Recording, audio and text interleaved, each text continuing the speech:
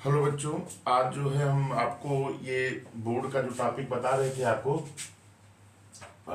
उसमें मैंने आपको कॉन्सेप्चुअल पढ़ा दिया था, कॉन्सेप्ट बेस्ड प्रॉब्लम, फिर नेम रिएक्शन पढ़ा दिए थे।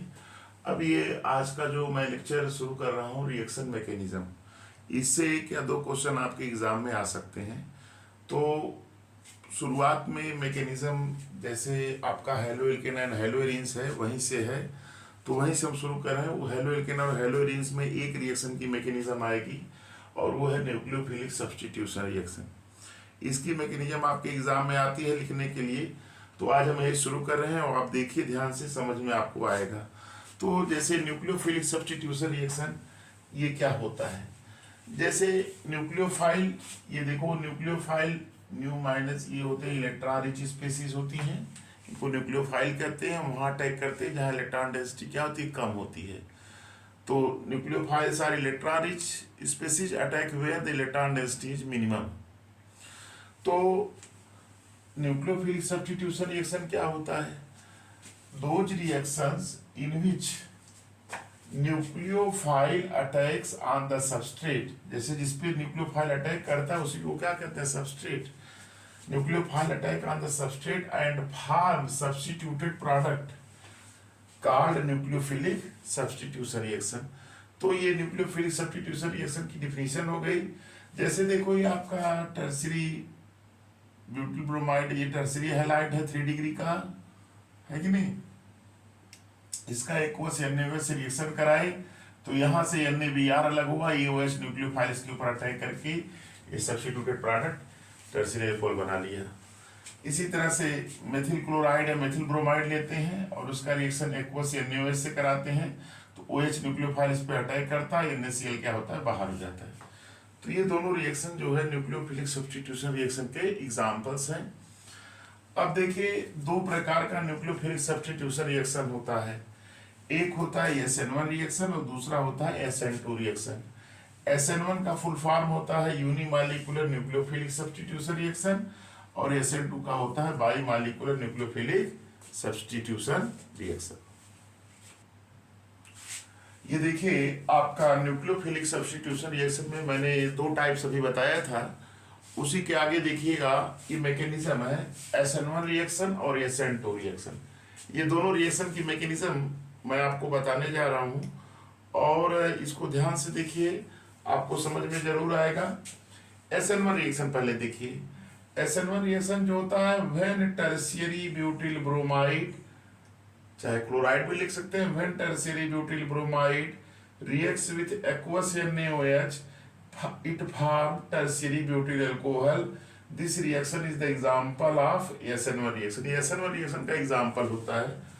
तो देखिए टर्शियरी ब्यूटिल ब्रोमाइड है, एक्वस NaOH से करें तो टर्शियरी ब्यूटिल अल्कोहल बन गया, NaBr अलग हो गया। इस रिएक्शन की मैकेनिज्म देखिए दो स्टेप मैकेनिज्म होती है। आप जानते हैं कि NaOH OH माइनस न्यूक्लियोफाइल देता है। अब ये OH न्यूक्लियोफाइल कैसे अटैक करेगा, कैसे प्रोडक्ट बनेगा, ये देखिए।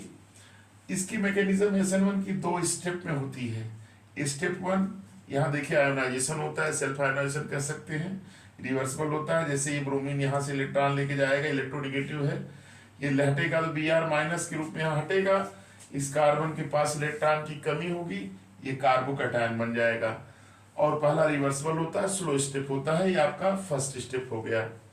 सेकेंड स्टेप क्या होता है, जो कार्बोकैटायन यहाँ बना है उस पर ये जो न्यूक्लियोफाइल है वही आकर क्या होता है, अटैक करता है, ये फास्ट होता है और आपका टर्शियरी ब्यूटिल अल्कोहल बन जाता है। तो इस प्रकार से SN1 रिएक्शन की मैकेनिज्म है। आइए अब देखते हैं SN2 मैकेनिज्म।